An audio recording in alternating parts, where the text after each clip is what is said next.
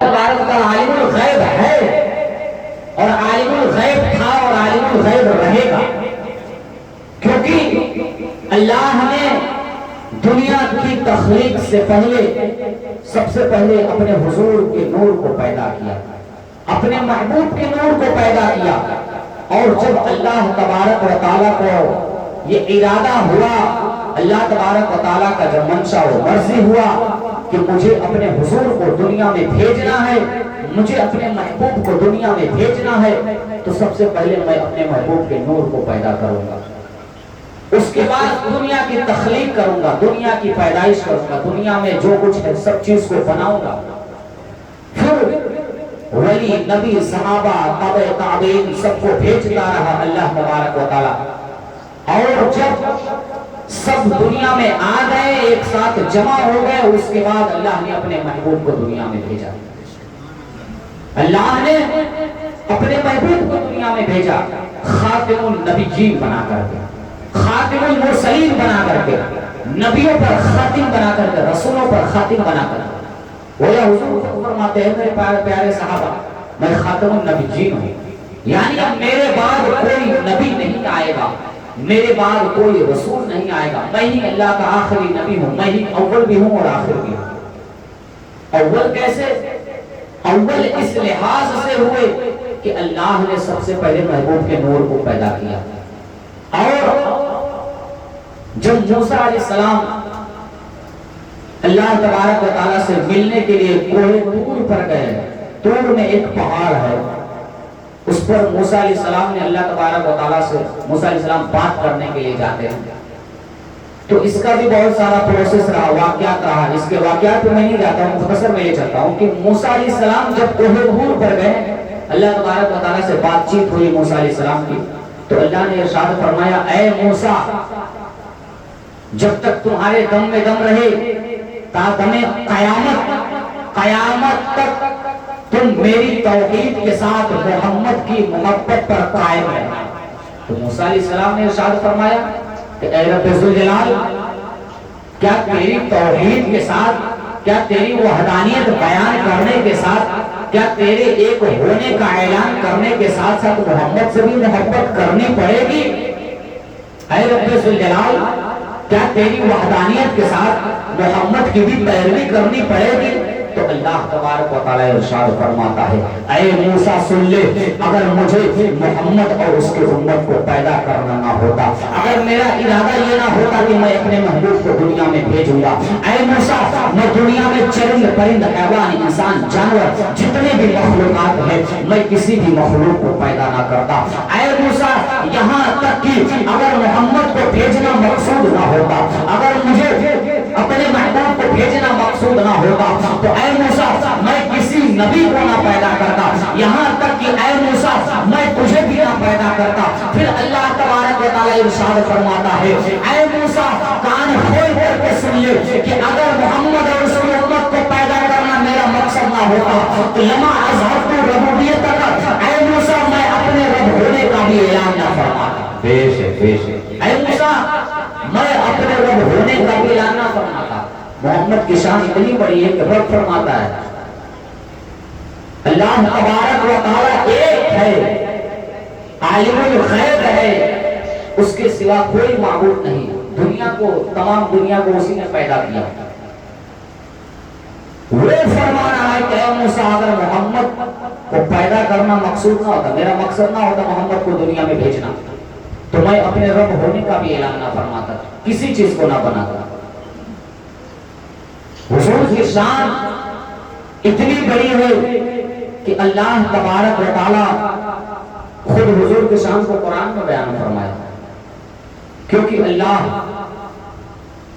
تبارک و تعالیٰ عالم الغیب، اللہ جانتا تھا آنے والے دور میں لوگ نماز کا انکار تو نہیں کریں گے، مسلمانوں کی میں بات کر رہا، اللہ جانتا تھا کہ لوگ نماز کا انکار تو نہیں کریں گے، قرآن کا انکار تو نہیں کریں گے، حج کا انکار تو نہیں کریں گے، لیکن میرے محبوب کی محبت میں شک پیدا کریں گے لوگ۔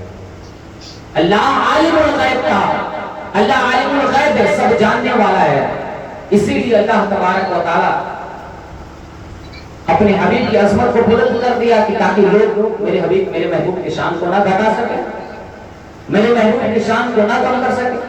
اور یہ بات حقیقت ہے کہ آج تک کوئی ماں کا لال ایسا پیدا نہ ہوا جو نبی کی شان کو گھٹا سکے، جو محبوب کی شان کو کم کر سکے۔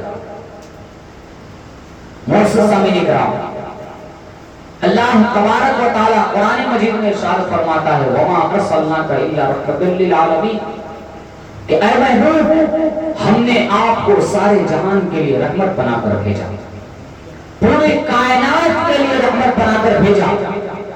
اللہ نے رحمت بنا کر بھیجا تو صرف انسانوں کے لیے نہیں، جانوروں کے لیے نہیں، چرندوں پرندوں کے لیے نہیں، حیوانوں کے لیے نہیں، پیڑ پودوں کے لیے نہیں، بلکہ دنیا میں جتنے مخلوقات ہیں تقریباً 18,000 مخلوقات ہیں، سب کے لیے اللہ نے اپنے حبیب کو رحمت بنا کر بھیجا اور خاتم النبی بنا کر بھیجا۔ کیونکہ جب اللہ تبارک و تعالی حضرت آدم علیہ السلام کے پتلے کو بناتا ہے، اللہ تبارک و تعالی فرشتوں کو حکم دیتا ہے کہ آدم کو بنایا جائے، آدم کے پتلے کو بنایا جائے۔ تو پھر جب آدم علیہ السلام کے اندر روح ڈالی گئی، جان ڈالی گئی، تو حضور کے نور کو آدم کے پشت میں رکھا گیا، آدم کے پیٹھ میں رکھا گیا حضور کے نور کو، کیونکہ حضور کا نور تو دنیا کو بننے سے پہلے ہی پیدا ہو گیا تھا۔ سب سے پہلے حضور کے نور کو اللہ نے پیدا فرمایا، اب اللہ نے حضور کے نور کو رکھنا مناسب سمجھا تو آدم علیہ السلام کے پیٹھ کے پیچھے رکھا، پیٹھ مبارک پر رکھا، تو فرشتے آدم علیہ السلام کے پیچھے پیچھے چلا کرتے تھے۔ پھر کچھ ہوا عرصہ کے بعد اللہ تبارک و تعالیٰ نے حضور کے نور کو آدم کی پیشانی میں رکھ دیا، تو فرشتے آدم علیہ السلام کے آگے آگے چلنے لگے۔ اب آدم علیہ السلام پریشان ہیں، اے فرشتوں کبھی تم میرے آگے چلتے ہو، کبھی تم میرے پیچھے چلتے ہو، ماجرا کیا ہے؟ رب کی بارگاہ میں عرض گزاری لگاتے ہیں، اے رب ذوالجلال کبھی فرشتے میرے آگے چلتے ہیں، کبھی فرشتے میرے پیچھے چلتے ہیں، اے رب ذوالجلال ماجرا کیا ہے؟ آخر فرشتوں کے اندر میری چاہت اتنی زیادہ ہے کہ کبھی میرے آگے کبھی پیچھے چلتے ہیں۔ تو رب تبارک و تعالیٰ فرماتا ہے اے آدم جو فرشتے کبھی تیرے پیچھے کبھی تیرے آگے چلتے ہیں، یہ تیرا کمال نہیں ہے بلکہ اس چیز کا کمال ہے، وہ میرے محبوب کے نور کا کمال ہے جو میں نے تیری پیشانی میں رکھ دیا، میں نے تیرے پیشانی میں رکھ دیا۔ جب نور تمہارے پشت میں تھا تو فرشتے پیچھے تھے، جب نور تمہارے پیشانی میں ہوا تو فرشتے آگے آگے چلنے لگے۔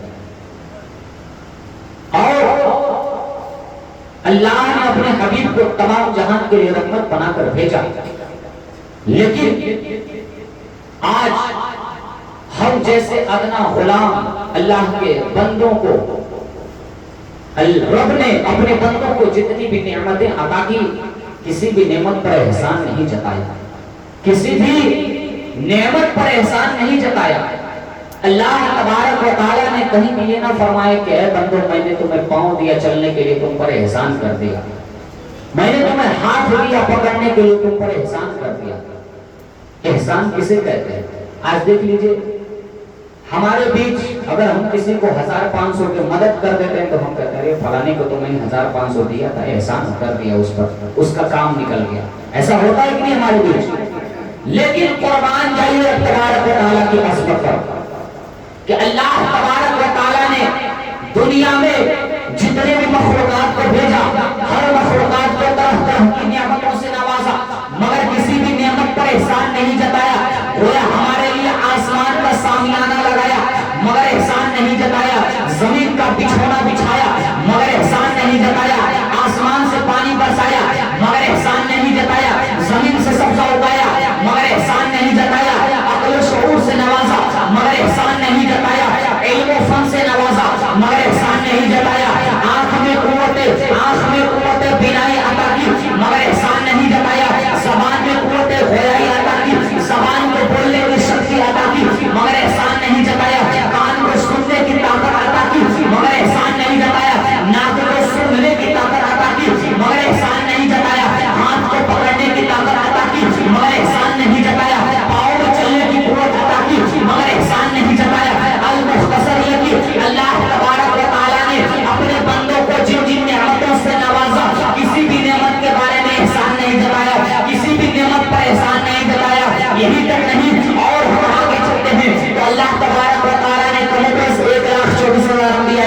دنیا میں بھیجا، زیادہ سے زیادہ 2,24,000 انبیاء کرام کو دنیا میں بھیجا، مگر کسی بھی نبی کے بارے میں یہ نہ فرمایا کہ اے میرے بندو میں نے آدم کو صفی اللہ بنا کر بھیجا اس لیے کہ تم پر احسان کیا، میں نے نوح کو نجیب اللہ بنا کر بھیجا اس لیے کہ تم پر احسان کیا، میں نے موسیٰ کو کلیم اللہ بنا کر بھیجا اس لیے کہ تم پر احسان کیا، میں نے اسماعیل کو ذبیح اللہ بنا کر بھیجا اس لیے کہ تم پر احسان کیا، میں نے ابراہیم کو خلیل اللہ بنا کر بھیجا اس لیے کہ تم پر احسان کیا، اے میرے بندو میں نے عیسیٰ کو روح اللہ بنا کر بھیجا اس لیے کہ تم پر احسان کیا۔ المختصر الغرض یہ کہ اللہ تبارک و تعالیٰ نے جتنے بھی انبیاء کرام کو دنیا میں بھیجا کسی بھی نبی کے بارے میں یہ نہ فرمایا کہ اے میرے بندو میں نے فلاں نبی کو بھیج کر تم پر احسان کیا، میں نے فلاں نبی کو بھیج کر تم پر احسان کیا۔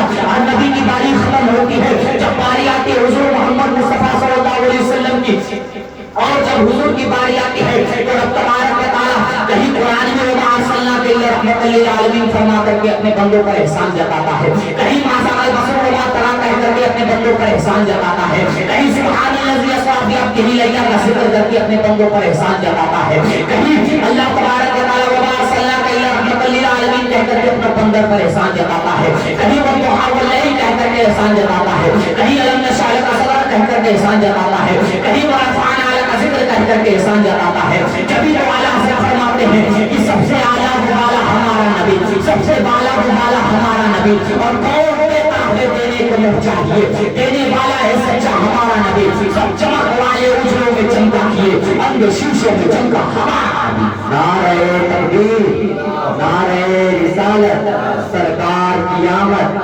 آمد مصطفیٰ، جشن عید میلاد النبی، علماء اہل سنت، نعرہ تکبیر، نعرہ رسالت یا رسول اللہ۔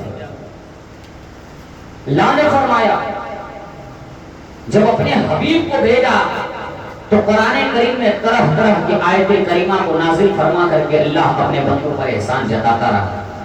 احسان کیوں جتایا؟ کیونکہ حضور اللہ کے محبوب ہیں۔ اب یہاں ذہن میں ایک سوال کھٹک رہا ہوگا آپ کے کہ اللہ نے 1,24,000 2,24,000 انبیاء کرام کو بھیجا، ان سب نبیوں پر کیوں نہیں احسان جتایا اللہ نے؟ ان سب نبیوں کے بارے میں کیوں نہیں فرمایا کہ میں نے احسان جتایا، میں نے احسان جتایا؟ احسان کیوں نہیں جتایا رب نے؟ اس سوال کا جواب یہ ہے کہ اللہ تبارک و تعالیٰ نے اپنے بندوں میں، اپنے مومن بندوں میں یہ چرچا کرنا چاہا، اپنے مومن بندوں کو یہ بتلانا چاہا کہ اے میرے بندو جب تمہارے درمیان میرا محبوب آئے گا، جب تمہارے درمیان حضور محمد مصطفیٰ صلی اللہ علیہ وسلم تشریف لائیں گے تو تم انہیں اپنی طرح نہ سمجھنا، تم انہیں اپنا بڑا بھائی نہ سمجھنا، تم انہیں اپنا بھائی نہ سمجھنا۔ اللہ اکبر، حضور کی شان پہ قربان جائیے کہ اللہ تبارک و تعالیٰ نے قرآن میں طرح طرح کے آیت کریمہ کو بھیج کر کے اپنے محبوب پر احسان جتاتا رہا، اور احسان کیوں نہ جتاتا؟ کیونکہ ہم اللہ کے ادنا غلام ہیں اور حضور اللہ کے محبوب ہے، حضور اللہ کے پیارے ہیں، حضور اللہ کے نبی ہے، حضور خاتم المرسلین ہے، حضور خاتم النبیین ہے۔ اس لیے اللہ تبارک و تعالیٰ اپنے حبیب کو دنیا میں بھیج کر کے احسان جتایا، تاکہ اللہ تبارک و تعالیٰ چاہتا ہے کہ اے میرے بندو تم میرے حضور کی محفل سجاؤ اور اس میں میرے محبوب کا چرچا کرو، تاکہ میرے حضور کی عظمت بلند و بالا رہے، تاکہ میرے حضور کی عظمت کو بڑھاتے رہو تم، اور حضور صلی اللہ علیہ وسلم کی عظمت کو بلند و بالا کیوں نہ کرے؟ کیونکہ حضرت حسان خود صحابی رسول حضور کی شان کو بڑھاتے ہیں، صحابی رسول فرماتے ہیں وَأَحْسَنُ مِنْكَ لَمْ تَرْقَطُ عَيْنِي وَأَجْمَلُ مِنْكَ لَمْ تَلِدِ النِّسَاءُ۔ یا رسول اللہ صلی اللہ علیہ وسلم، میری آنکھ نے کبھی آپ جیسا پیکر و حسن و جمال نہ دیکھا، بلکہ کسی ماں نے آپ جیسا حسین و جمیل پیدا ہی نہیں کیا۔ حضور کی شان کو ہم کیوں نہ بڑھائے؟ کیونکہ رب چاہتا ہے کہ میرے بندے میرے محبوب کی تعریف کریں، تاکہ میرے محبوب اور بندے میں فرق ہو معلوم ہو جائے، بندوں کو محبوب کا فرق معلوم ہو جائے کہ محبوب کون ہوتا ہے اور بندہ کون ہوتا ہے۔ اللہ اکبر، جبھی تو اعلیٰ حضرت فرماتے ہیں کہ زمین و زمان تمہارے لیے، مکین و مکہ تمہارے لیے، چنین و چنان تمہارے لیے، مکین و مکہ تمہارے لیے، دہن میں حجاب تمہارے لیے، بدن میں حجاب تمہارے لیے، دہن میں زبان تمہارے لیے، بدن میں حجاب تمہارے لیے، ہم آئے یہاں تمہارے لیے، اٹھے بھی وہاں تمہارے لیے۔ واہ واہ، بے شک، سبحان اللہ۔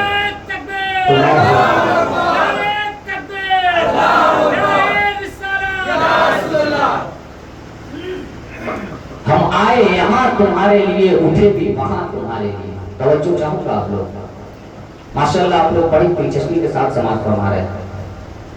سبحان اللہ, ماشاءاللہ بولتے رہیے تاکہ حوصلہ بنا رہے گا بولنے میں بھی اور سننے میں بھی. بولنے میں بھی حوصلہ بنا رہے گا, سننے میں مزہ آئے گا. اللہ تبارک و تعالیٰ نے اپنے حبیب کی شان کو بڑھانا چاہا تو بڑھا دیا, اور وہ کبھی گھٹنے والا نہیں ہے, وہ کبھی کم ہونے والا نہیں ہے.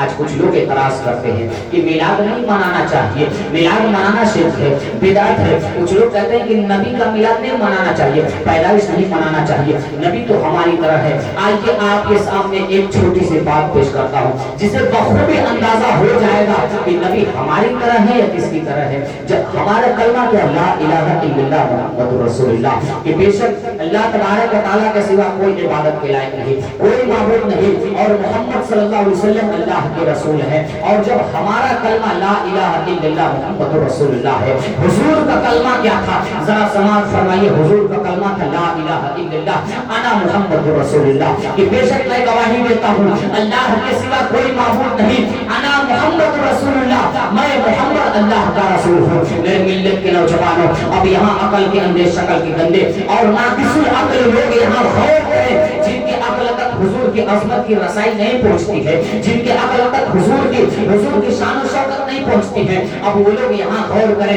کہ حضور ہماری طرح کیسے ہو سکتے ہیں, جب ہمارا کلمہ حضور کے کلمے کے برابر نہیں ہو سکتا, جب ہمارا کلمہ حضور کے کلمے کے برابر نہیں ہو سکتا, تو پھر حضور ہماری طرح کیسے ہو سکتے ہیں.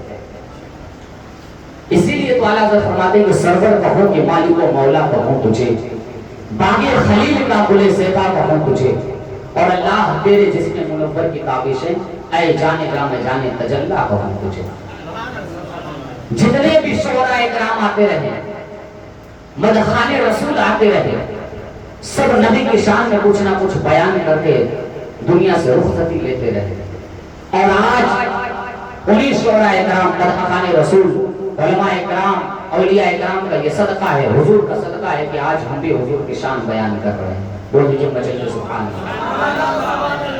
اور حضور کی محفل سجی ہے, ہم یہاں بیان کر رہے ہیں, آپ وہاں سن رہے ہیں. یہ نہ سوچیے کہ بیان کرنے والے کو ہی صرف ثواب ملے گا, سننے والے کو کوئی ثواب نہیں ملے گا. ایک چھوٹی سی مثال واقعہ آپ کے سامنے پیش کرتا ہوں. ایک بادشاہ تھا, بادشاہ کا دربار لگا ہوا تھا, تو اس میں بادشاہ اللہ کا ذکر کر رہا تھا اپنے درباریوں کے ساتھ. ذکر کرتے کرتے ایک درباری جو بادشاہ کے قریب میں بیٹھا ہوا تھا, بادشاہ کا تھوڑا قریبی تھا, اعتراض کرتا ہے کہ بادشاہ سلامت, آپ یہاں بیٹھ کر کے اللہ اللہ کر رہے ہیں اور ہم سب بیٹھ کر کے سن رہے ہیں, آپ کو تو ثواب مل رہا ہے, ہم لوگ کو تو مل ہی نہیں رہا. تو بادشاہ کہتا ہے نہیں ایسی بات نہیں ہے, جو بیان کر رہا ہے, جو ذکر کر رہا ہے اس کو بھی ثواب مل رہا ہے, جو سن رہا ہے اس کو بھی ثواب مل رہا ہے. تو بندہ ماننے کو تیار نہیں بات. پھر بادشاہ نے کیا کہا کہ اچھا تم کو میں سمجھاتا ہوں. وہاں جو ہوا کا انتظام کیا گیا تھا, پنکھا وغیرہ ڈولانے والے خادم لوگ لگے تھے. پہلے کے زمانے میں تو کولر نہیں تھا, پنکھا نہیں تھا, تو خادم لوگ بھی پنکھا ڈولایا کرتے تھے. تو بادشاہ نے کہا کہ سب کے ہاتھ کو رکوا دیا, کوئی پنکھا نہیں ڈولائے گا. اب تھوڑی دیر کے بعد قریب میں بیٹھا درباری کہتا ہے کہ بادشاہ سلامت بڑی گرمی ہو رہی ہے, پنکھے کا انتظام کروایا جائے. تو بادشاہ نے کہا کہ ٹھیک ہے. بادشاہ نے ایک خادم سے کہا کہ میرے لیے پنکھا ڈولاؤ, سب کے لیے مت ڈولانا, میرے لیے ڈولاؤ. تو خادم پنکھا ہلانا چالو کیا. جب اسٹارٹ کیا پنکھا ڈولانا تو خادم بغل میں بیٹھا ہوا تھا درباری. بادشاہ نے کہا کہ یہ پنکھا چل رہا ہے, تمہیں ہوا لگ رہی ہے کہ نہیں لگ رہی ہے؟ تو کہہ رہا ہے کہ ہاں بالکل لگ رہی ہے. تو پھر بادشاہ کہتے ہیں کہ یہ خادم تیرے باپ کا غلام تھوڑی ہے جو تیرے لیے پنکھا ڈولا رہا ہے, یہ خادم میرا خادم ہے, میرے لیے پنکھا ڈولا رہا ہے, اور تو میرے بغل میں بیٹھا ہے تو تجھے پنکھے کی ہوا لگ رہی ہے. اسی طرح سن لے, میں یہاں ذکر کر رہا ہوں اللہ کا, اور تو میرے بغل میں بیٹھ کر کے اللہ کا ذکر سن رہا ہے. تو ایسا نہیں ہے کہ تو سن رہا ہے تو تجھے ثواب نہ ملے گا. جس طرح سے اس پنکھے کی ہوا تجھے میسر ہو رہی ہے, اس طرح سے رب کی رحمت کو بھی اللہ تجھے رب کی رحمت میسر ہوگی. اس طرح سے اللہ کی رحمت میسر ہوگی, تجھے بھی نیکی میسر ہوگی. تو ایسا آپ لوگ نہ سوچیں کہ ہمیں ثواب نہیں ملے گا, بلکہ ثواب آپ لوگ کو بھی ملے گا. بولنے والے سے بھی بولنے والے کو بھی ثواب، سننے والے کو بھی ثواب۔ سنیے اللہ نے حضور کے شان کو کتنا بڑھایا، اتنا بلند و بالا کیا کہ تمام صحابہ اکرام حضور کی شان میں بدخوئی کرتے رہے۔ اور حضرت ابوبکر صدیق آتے ہیں تو کہتے ہیں، مولانا روم علی رحمہ مسلم شریف میں فرماتے ہیں کہ دیدے صدیق شبہت آفتاب نیز مشرق نیز غربی خوش آباد۔ صدیق اکبر فرماتے ہیں کہ جب صدیق اکبر نے نبی کریم صلی اللہ علیہ وسلم کے چہرے انور کو دیکھا تو کہا، اے حسن و جمال کے آفتاب، تیری طرف نہ مشرق میں اور نہ مغرب میں، تیری طرف نہ پورب میں اور پچھم میں، یعنی دنیا میں سب سے بے مثال آپ ہی ہیں یا رسول اللہ، آپ کے مثل کوئی نہیں ہے۔ حضرت جابر فرماتے ہیں، میں نے رسول اللہ صلی اللہ علیہ وسلم کو 14ویں رات میں دھاری دار سرخ یمنی جوڑے پہنے ہوئے دیکھا، یمن کا جوڑا لال کپڑے میں دیکھا حضور صلی اللہ علیہ وسلم کو۔ یا رسول اللہ، میں کبھی آپ کی طرف دیکھتا تو کبھی چاند کی طرف دیکھتا، یا رسول اللہ آپ میرے نزدیک چاند سے زیادہ حسین و جمیل نظر آ رہے تھے۔ اور ایک صحابی رسول آتے ہیں، عرض کرتے ہیں، یا رسول اللہ آپ تمام کائنات میں سب سے زیادہ حسین و جمیل ہیں، گویا کہ سورج آپ کے چہرے انور میں تیر رہا ہے۔ سورج آپ کے چہرے انور میں تیر رہا ہے۔ تیرنا کس کو کہتے ہیں؟ میں ایک مثال دیتا ہوں، ایک سمندر، آپ نے سمندر کا ملاحظہ بخوبی آپ نے کیا ہے، ندی کا، اس میں ایک مچھلی دیکھیں، مچھلی کتنی چھوٹی ہوتی ہے، سمندر کے بیچ مچھلی کی اوقات کتنی ہوتی ہے، بالکل ننھی سی چھوٹی سی، اور وہ مچھلی اس میں تیرتی ہے۔ اسی طرح حضور کا جو جمال ہے، چہرے کا نور ہے، وہ ایک سمندر کی مثال ہے اور سورج ایک چھوٹی سی مچھلی کی مثال ہے۔ سورج کی اتنی اوقات نہیں کہ حضور کے جمال کے مقابلے میں آ سکے، حضور کے نور کے مقابلے میں آ سکے۔ اسی لیے تو صحابہ فرماتے ہیں، یا رسول اللہ سورج آپ کے چہرے انور میں تیر رہا ہے۔ انور کس کو کہتے ہیں؟ نور، نور سے انور بنا ہے، آپ کے چہرے کے نور میں تیر رہا ہے۔ اللہ اکبر، یہ تھی حضور کی شان۔ اب آگے بڑھتے ہیں، لیکن ایک بات آپ کے سامنے پیش کروں کہ صحابہ اکرام نے تو کہہ دیا کہ حضور پوری کائنات میں حسین و جمیل ہیں۔ اب اعتراض کرنے والا یہاں بھی اعتراض کر سکتا ہے، سوال کرنے والا یہاں بھی سوال کر سکتا ہے۔ کیسا سوال؟ سوال غور سے سنیے۔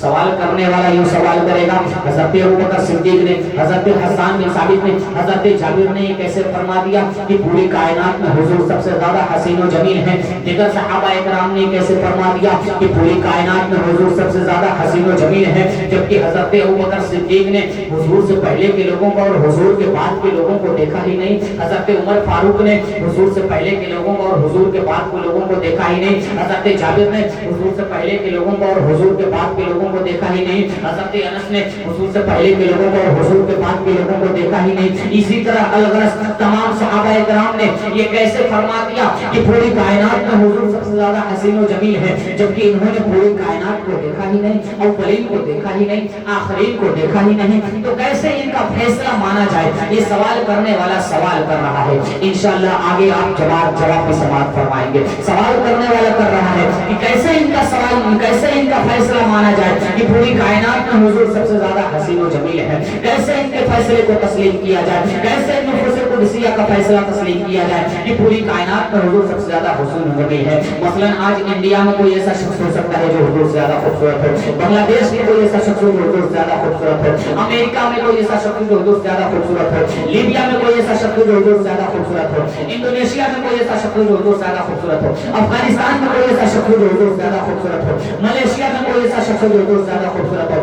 الغرض یہ کہ دنیا میں اتنے سارے ممالک ہیں، اتنے سارے کنٹریز ہیں، ان کنٹریز میں بھی ایسا ہو سکتا ہے کہ پوری کائنات میں کوئی نہ کوئی تو حضور سے زیادہ حسین و جمیل ہوگا۔ میرے ملت کے نوجوانوں، یہ سوال کرنے والا سوال کر رہا ہے، لیکن آئیے میں آپ کو اس سوال کا جواب دیتا چلوں کہ کیسے پوری کائنات میں حضور سب سے زیادہ حسین و جمیل ہے، کیسے پوری کائنات میں حضور سب سے زیادہ خوبصورت ہے۔ میں آپ کو ایک ایسے عظیم ہستی کی بارگاہ میں لے جانا چاہتا ہوں، میں آپ کو ایک ایسے عظیم ہستی کی بارگاہ میں لے جانا چاہتا ہوں، ایک ایسے عظیم شخصیت کی بارگاہ میں لے جانا چاہتا ہوں جنہوں نے انڈیا کے لوگوں کو بھی دیکھا، جنہوں نے پاکستان کے لوگوں کو بھی دیکھا، جنہوں نے افغانستان کے لوگوں کو بھی دیکھا، جنہوں نے امریکہ کے لوگوں کو بھی دیکھا، جنہوں نے لیبیا کے لوگوں کو بھی دیکھا، جنہوں نے افغانستان کے لوگوں کو بھی دیکھا۔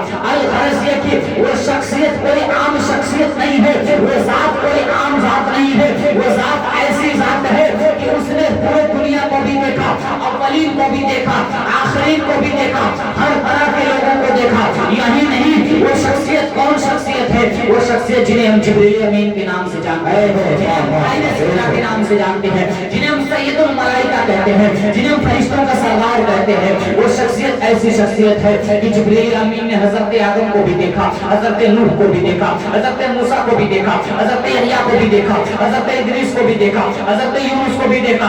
الغرض یہ کہ جبریل امین نے حضرت آدم سے لے کر کے حضرت عیسیٰ تک کے لوگوں کو، حضرت عیسیٰ تک کے نبی کریم صلی اللہ علیہ وسلم اور تمام امتیوں کو دیکھتے آئے۔ لیکن جب جبریل امین کی بارگاہ میں ہم چلتے ہیں اور جبریل امین سے عرض کرتے ہیں، اے جبریل امین آپ ارشاد فرمائیے who is beautiful person، کون سب سے زیادہ خوبصورت انسان ہے؟ تو جبریل امین ارشاد فرماتے ہیں، قلبت لک مشارقہا و مغاربہا فلم یر مثل محمد، یا رسول اللہ صلی اللہ علیہ وسلم میں نے روئے زمین کے مشارق و مغارب کو الٹ پلٹ کر دیکھا، اوپر نیچے ہر طرح سے الٹ پلٹ کر دیکھا، مگر آپ کی طرح کسی کو حسین و جمیل نہ دیکھا۔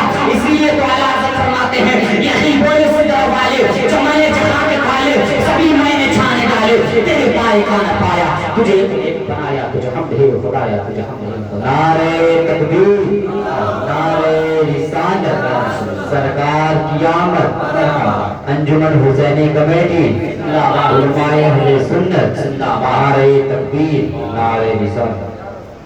اعلیٰ حضرت فرماتے یہی بول سدرہ والے۔ سدرہ والے کون ہیں؟ سدرہ پہ کون گئے؟ جبریل امین گئے۔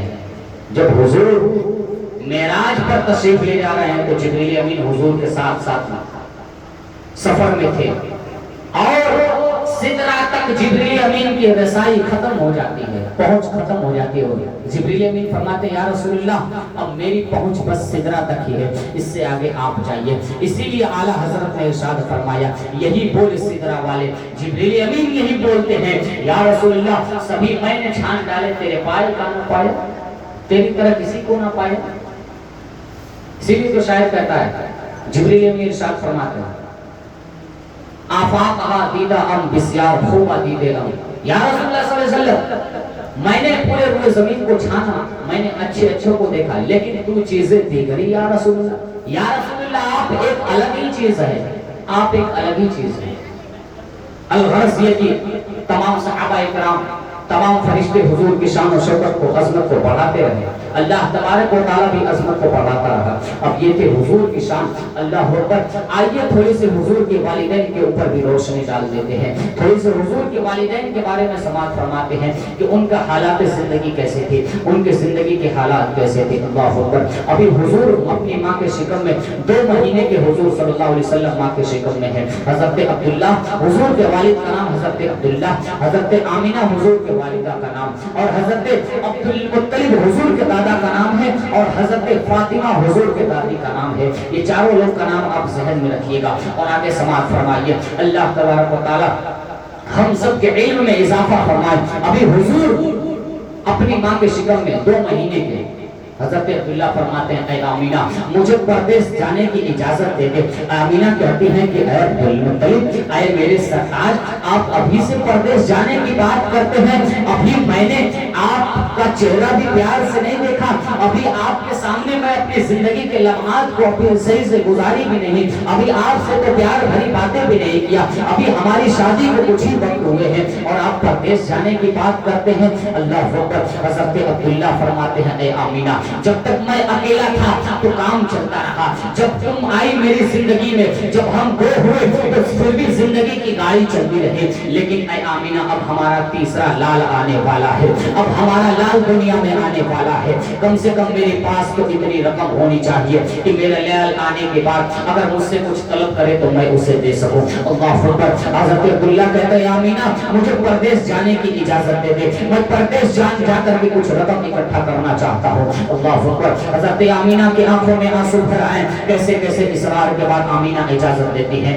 اجازت دینے کے بعد حضرت عبداللہ رخصت ہوتے ہیں، گھر سے روانہ ہوتے ہیں۔ روانہ ہوتے ہوتے آمینہ سے کہتا ہے آمینہ تو گھبرانا نہ، تو پریشان نہ ہونا، میں ایک دن ضرور آؤں گا، اور آؤں گا تو تیرے ہاتھ سے پکی ہوئی روٹی بھی کھاؤں گا۔ اے آمینہ میں آؤں گا تو مجھ سے پیار بھری भरी बातें भी करूंगा।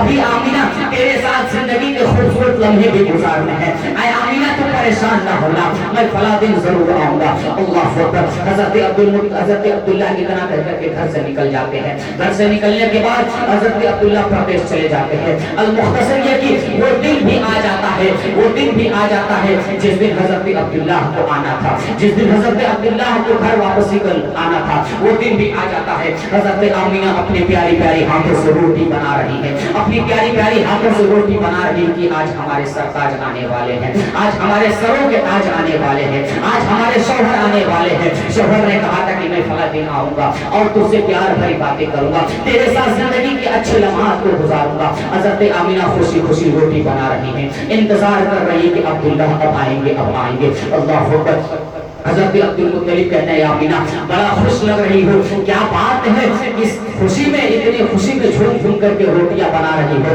इतनी खुशी में झूमी हुई क्यों हो। हजरत आमीना कहते हैं अब्बा जान, अरे अब्बा जान, आज मेरे सरताज घर आने वाले हैं, आज का उन्होंने वक्त दिया था कि मैं फला दिन आऊंगा, आज उनके आने का वक्त है, इसी खुशी में मैं रोटी बना रही हूँ।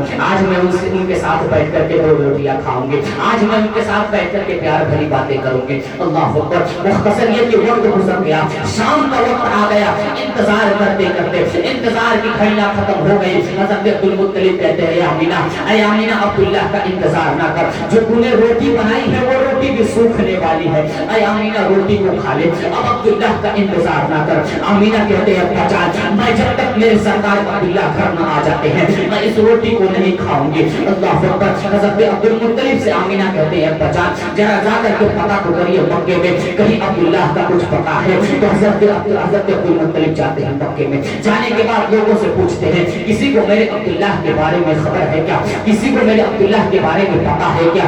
अल्लाह अकबर। इतना सुनना था, एक शख्स दौड़ के आता है और कहता है ऐ काबे के मुतवल्ली, ऐ काबे के मुतवल्ली, ऐ हजरत अब्दुल मुत्तलिब, ऐ अब्दुल मुत्तलिब, मैं जानता हूँ आप किसका इंतजार कर रहे हैं, बट मेरे दिल में एक बात खटक रही है, मेरे दिल में एक आह भरी दर्द है। ऐ अब्दुल मुत्तलिब, उसको बयान करने से पहले मेरे होंठे कांप रहे हैं, मेरे हाथ पैर कांप रहे हैं। अल्लाह के हजरत अब्दुल मुत्तलिब कहते हैं पता तो सही क्या माजरा है। हजरत वो शख्स कहता है ऐ अब्दुल मुत्तलिब, आप जिसका इंतजार कर रहे हैं हजरत अब्दुल्लाह का, अब अब्दुल्लाह वापस नहीं आने वाला है। अल्लाह अकबर। अब्दुल्लाह का इंतकाल हो गया है। अल्लाह अकबर। इतना सुनना था, अब्दुल मुत्तलिब की आंखों से आंसू जारी हो जाते हैं, अब्दुल मुत्तलिब की आंखों से आंसू जारी हो जाते हैं। अब्दुल मुत्तलिब ने अपने सीने पर हाथ रखा, जमीन को जमीन पर बैठ गए और आह भरी रब की बारगाह में दुआ किया, ऐ रब्बे जुल जलाल, अब मैं आमीना को क्या जवाब दूंगा। अब आमीना ने मुझे भेजा था अब्दुल्लाह के बारे में पता लगाने के लिए, यहाँ आकर के कुछ और ही खबर मिलता है। ऐ रब्बे जुल जलाल, तेरी मंशा व मर्जी क्या है। अल्लाह अकबर। अब्दुल मुत्तलिब यही सोचते हैं, ख्याल आता है कि घर भी जाना है, आमीना को जवाब भी देना है। अल्लाह अकबर। इसी दर्द फिक्र के साथ अब्दुल मुत्तलिब घर पहुंचते हैं। घर पहुंचते पहुंचते हजरत आमीना अब्दुल मुत्तलिब की आने की आहट सुनती है।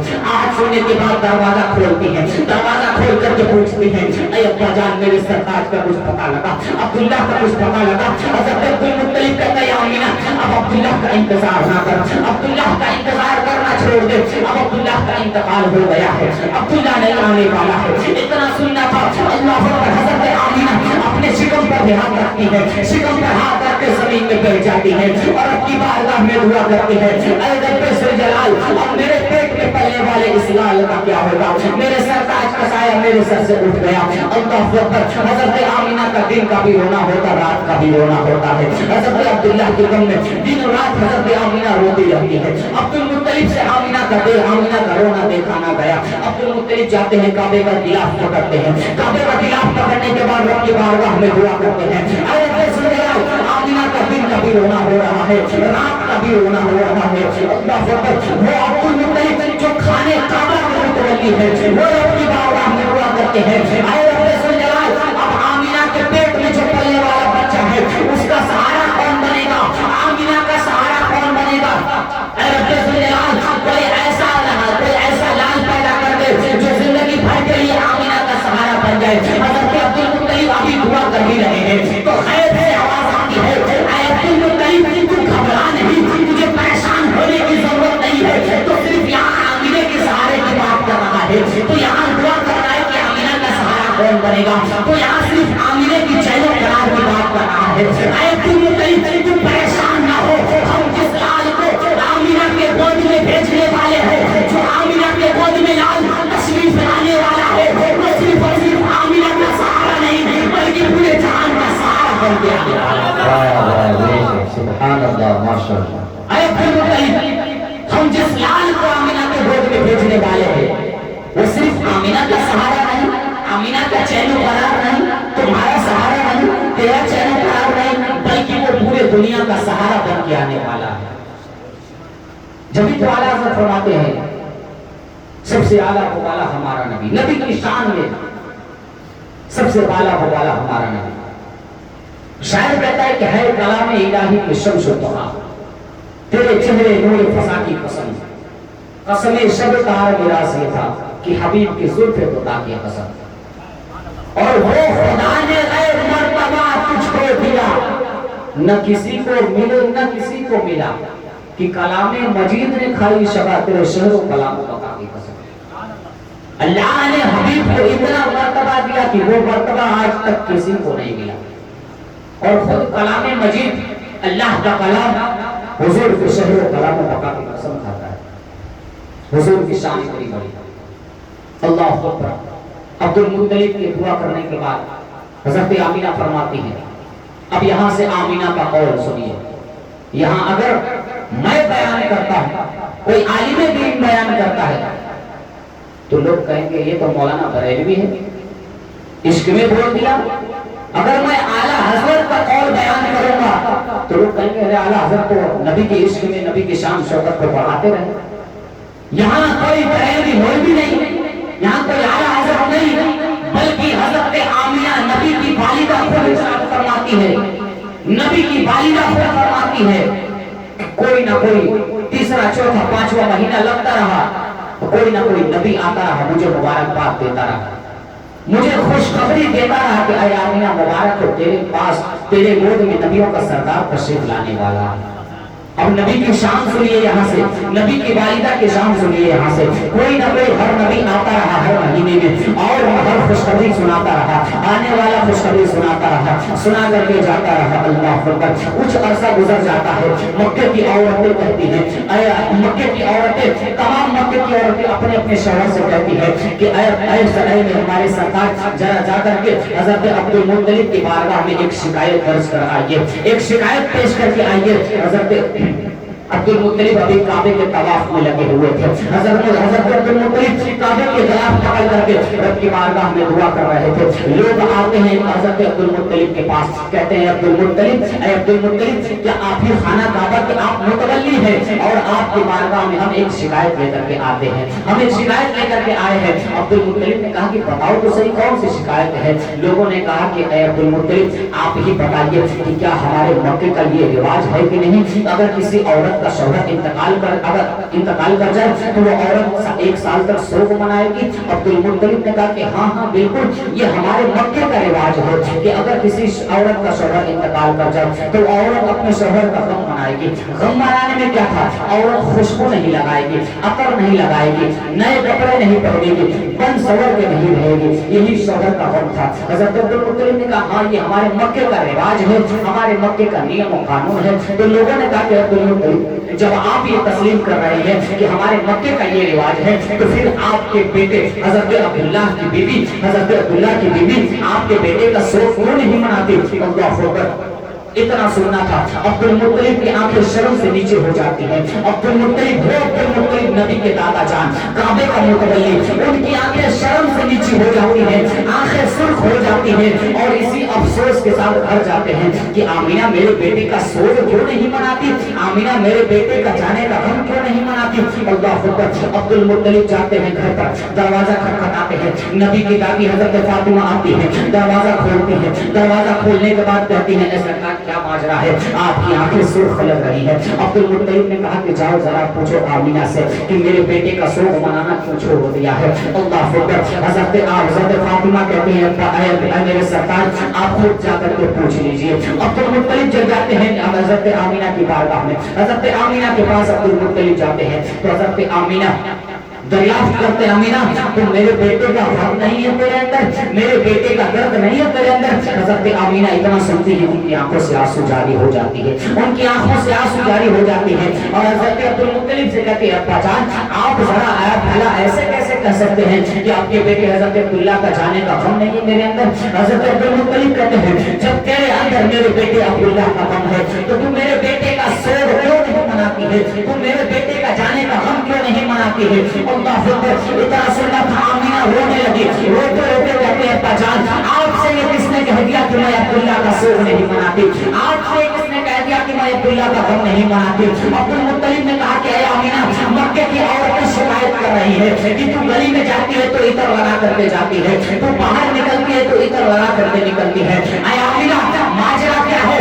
تیرے اندر میرے بیٹے کا غم نہیں، درد نہیں؟ آمینہ فرماتی ہے ابا جان میں کوئی عطر نہیں لگاتی، میں کوئی خوشبو نہیں لگاتی، میں بن ٹھن کے نہیں رہتی ہے، البتہ ماجرا یہ ہے اے ابا جان، حضرت عبدالمطلب کہتے ہیں کہ پھر ماجرا کیا ہے؟ جب تو عطر نہیں لگاتی تو تیرے جسم سے یہ خوشبو کے جھونکے کہاں سے آ رہے ہیں؟ تیرے جسم سے یہ خوشبو کی لہر کہاں سے آ رہی ہے؟ حضرت آمینہ کہتی ہے اے ابا جان حقیقت بات تو یہ ہے کہ میں کوئی خوشبو نہیں لگائی، میں کوئی عطر نہیں لگائی، بلکہ جب سے آپ کے بیٹے حضرت عبداللہ کی امانت میرے شرم میں آئی ہے، جب سے آپ کے بیٹے حضرت عبداللہ کی امانت میرے بدن میں آئی ہے، میں کوئی خوشبو نہیں لگاتی ہوں، بلکہ میں جس گلی سے گزر جاتی ہوں وہ گلی اپنی خوشبو سے معطر ہو جایا ہے۔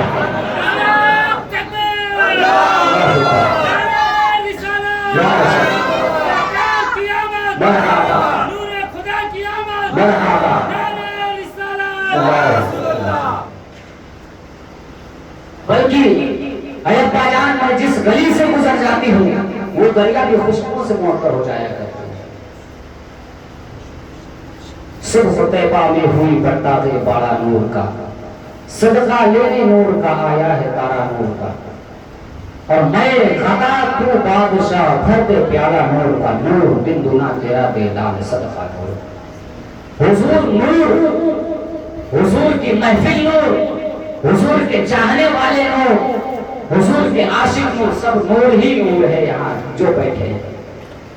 اللہ اکبر، سنیے آگے سنیے، اے ابا جان میں کوئی خوشبو نہیں لگائی ہوں، بلکہ جب سے آپ کے بیٹے حضرت عبداللہ کی امانت میرے شکم میں آئی ہے، جب سے میں جس گلی سے گزر جاتے ہیں وہ گلیاں بھی خوشبو سے معطر ہو جایا کرتی ہے۔ یہ درد تھا حضرت آمینہ کے سینے میں جو حضرت عبدالمطلب سے چھپانا چاہتی تھی، لیکن عبدالمطلب کے اصرار کرنے کے بعد حضرت آمینہ نے درد کو ظاہر کر دیا، اپنے دل کے راز کو ظاہر کر دیا۔ اللہ اکبر، پھر حضرت آمینہ کہتے ہیں ابا جان یوں ہی نہیں اور آگے سنیے، اللہ اکبر، حضرت آمینہ جاتی ہے اور اپنا دوپٹہ اٹھا کر کے لاتی ہے، گھر سے اپنا اوڑھنی اٹھا کر کے لاتی ہے، لانے کے بعد حضرت عبدالمطلب سے کہتے ہیں ابا جان ذرا اس دوپٹے کو تو سنیے۔ سنتے ہیں عبدالمطلب دوپٹہ سن رہے ہیں اور مسکرا رہے ہیں، سن رہے ہیں مسکرا رہے ہیں، پوچھ رہے ہیں اے آمینہ اس دوپٹے میں کیا راز ہے؟ ذرا بتا تو صحیح اس دوپٹے میں کیا راز ہے؟ حضرت آمینہ کہتے ہیں ابا جان جب میں کام کرتے کرتے تھک جاتی ہوں، مجھے پسینہ ہونے لگتا ہے تو میں اس دوپٹے میں اپنے پسینے کو پوچھ لیتی ہوں، میں اس دوپٹے میں اپنے پسینے کو صاف کر لیتی ہوں۔ اے ابا جان جب میں اس دوپٹے میں اپنے پسینے کو پوچھتی ہوں تو یہ دوپٹہ خوشبو سے مہکنے لگتا ہے۔ اے ابا جان جب میں اس دوپٹے کو دھلنا چاہتی ہوں، جب میں اس دوپٹے کو دھونے کے لیے جاتی ہوں تو میں جس پانی سے اس دوپٹے کو دھلتی ہوں اس دوپٹے کی خوشبو تو ختم نہیں ہوتی، البتہ میں جس پانی سے اس دوپٹے کو دھل دیتی ہوں وہ پانی بھی خوشبو سے معطر ہو جایا کرتی ہے۔ میں جس پانی سے اس دوپٹے کو دھل دیتی ہوں وہ پانی بھی خوشبو سے معطر ہو جایا کرتی ہے۔ پھر طرح طرح کے سامان لاتی رہی، ابا جان یہ تکیا سنیے، تکیے سے میں سر لگا کے سوتی ہوں، تکیے میں یہ تکیا بھی خوشبو، ابا جان دیوار کی مٹی پر میں نے ایک مرتبہ ہاتھ رکھ دیا، اس دیوار کی مٹی بھی خوشبو آنے لگی، اس دیوار کی مٹی سے نبی کی شان، نبی ماں کے شکم میں۔ اور آگے چلتے ہیں، عبد المطلب نے کہا آمینہ اور کوئی ماجرا تو بتا. آمینہ کہتے ہیں ابا جان آپ کعبے میں چلے جاتے ہیں, کچھ مہمان آتے ہیں تو مہمانوں کے لیے پانی کا بھی انتظام کرنا پڑتا ہے. آپ کعبے میں رہتے ہیں تو حضرت آمینہ حضرت فاطمہ نبی کی دادی جان امی جان کہتی ہے کہ اے آمینہ ذرا جاؤ اور کنویں سے پانی بھر کر کے لا. اے ابا جان جب میں کنویں سے پانی بھر کر کے لانے جاتی ہوں, اے ابا جان جب میں کنویں سے پانی بھرنے جاتی ہوں, جب میں کنویں کے قریب پہنچتی ہوں تو البتہ المختصر یہ کہ جب میں کنویں کے پاس جاتی ہوں تو راستے میں کنکریلے راستے ہوتے ہیں, اینٹ پتھر والے راستے ہوتے ہیں, اور میرے پاؤں میں ایسا لگتا ہے کہ میں کنکری پہ چلتی ہوں تو ایسا لگتا ہے کہ جب میں چل رہی ہوں تو وہ کنکری بھی نرم سے زیادہ نرم ہو گئی ہے, وہ کنکریوں کا درد مجھے احساس نہیں ہوتا. اے ابا جان میں جب کنویں کے پاس پہنچتی ہوں تو کنویں کا پانی نیچے رہتا ہے, جب مجھے دیکھتا ہے کنویں کا پانی تو خود لبالب اوپر آ جاتا ہے. اللہ اکبر, نبی کی شان دیکھیے. نبی کی امی جان فرماتی ہیں اے ابا جان جب میں کنویں کے پاس پہنچتی کنویں کا پانی اوپر آ جاتا, تمام مکے کی عورتیں تمام مکے کی لڑکیاں ہم سے کہتی ہیں اے آمینہ تو آخری تک یہیں کھڑی رہ, اگر تو یہاں کھڑی رہے گی تو کنویں کا پانی اوپر رہے گا اور ہم سب آسانی سے پانی بھر لیں گے اسی برتن میں, اور سب اپنے اپنے برتن میں پانی بھرتی ہیں. اے ابا جان آگے سنیے, سب پانی بھرنے کے بعد میں آخر میں پانی بھرتی ہوں اور پانی بھر کر کے جب میں واپس آتی ہوں تو پھر کنویں کا پانی واپس اپنی جگہ پہ چلا جاتا ہے. اے ابا جان یہاں تک نہیں, آگے سنیے, جب میں پانی لے کر کے آتی ہوں تو ایک تو آپ کے بیٹے کی امانت میرے پیٹ میں ہے اور میرے ہاتھ میں پانی کا گھڑا رہتا ہے, مجھے کچھ وزن کا احساس نہیں ہوتا ہے. اے ابا جان جب میں اتنا وزن اٹھاؤں گی تو کچھ وزن کا احساس ہونا چاہیے. حضرت عبد المطلب کہتے ہیں ہاں بالکل صحیح کہتی ہے, بٹ ابا جان مجھے کوئی وزن کا احساس نہیں ہوتا ہے. میں جب راستے سے چلتے آتی ہوں تو کنکری بھی دیکھتے ہیں تو کنکری بھی بولا کرتے ہیں, شجر و حجر دیکھتے ہیں تو شجر و حجر بھی بولا کرتے ہیں. حضرت عبد المطلب کہتی ہے آمینہ ایسی بات ہے, ذرا بتا تو صحیح کنکری کیا بولتے ہیں. حضرت آمینہ کہتی ہے اے ابا جان جب میں پانی لے کر کے آتی ہوں راستے میں کنکری مجھے دیکھتے ہیں تو کہتے ہیں السلام علیکم یا ام نبی اللہ, السلام علیکم یا ام رسول اللہ, السلام علیکم یا نبی اللہ, اے آمینہ کے لال, اے نبی کی امی جان آپ پر بھی سلام ہو اور آپ کے لال پر بھی سلام. کنکری بھی سلام پڑھتے ہیں. اب یہاں سے ایک بات, اگر ہم سلام پڑھتے ہیں تو کہتے ہیں نبی پہ سلام نہیں پڑھنا چاہیے. اعلیٰ حضرت نے بتا دیا کہ سلام پڑھو تو کھڑے ہو کر پڑھتے ہیں, سلام نہیں پڑھنا چاہیے. آپ بتائیں کہ ان کنکری کو کون اعلیٰ حضرت بتانے گئے تھے کہ نبی کی ماں آئیں گے تو تم سلام بھیجنا. کنکری کو کون بتانے گیا تھا, کون پڑھائی ملا بتانے گیا تھا کہ تم سلام بھیجنا.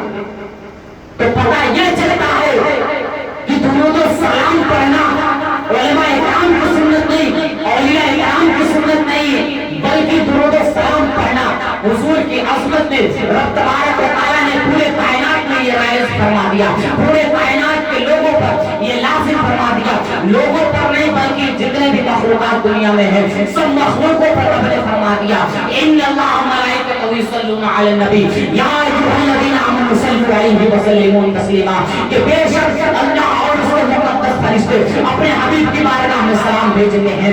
اے ایمان والے تم بھی خوب سلام بھیجو اور درود بھیجو جیسا کہ سلام بھیجنے کا حق ہے. اللہ نے بتا دیا کہ میرا محبوب آنے والا ہے, سب سلام پڑھو. معزز سامعین کرام, نبی کی شان اتنی بڑی,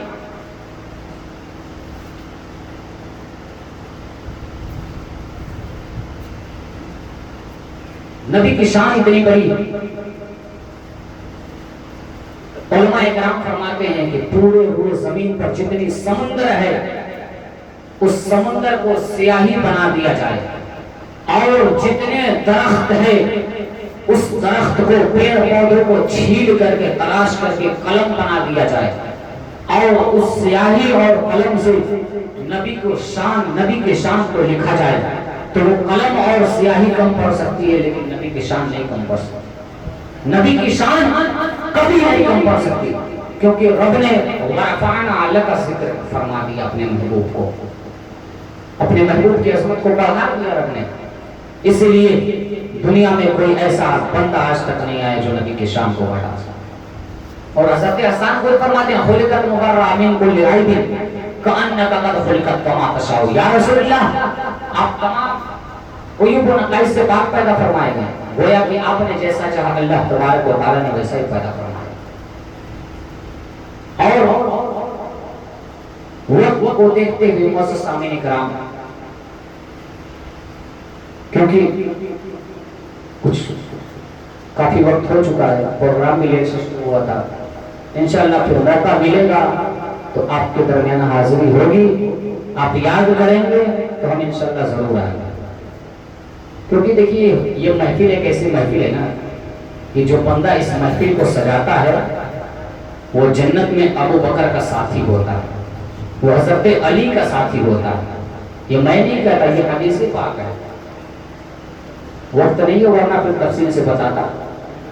خیر اللہ تبارک و تعالیٰ کی بارگاہ میں دعا ہے کہ میرے کہنے اور آپ کو سننے میں جو بھی کچھ غلطیاں خامیاں ہوئی ہیں اس سے سب سے پہلے مجھے توبہ کرنے کی توفیق دے. استغفر اللہ رب من کل ذنب و اتوب الیہ وما علینا الا البلاغ. السلام علیکم و رحمۃ اللہ.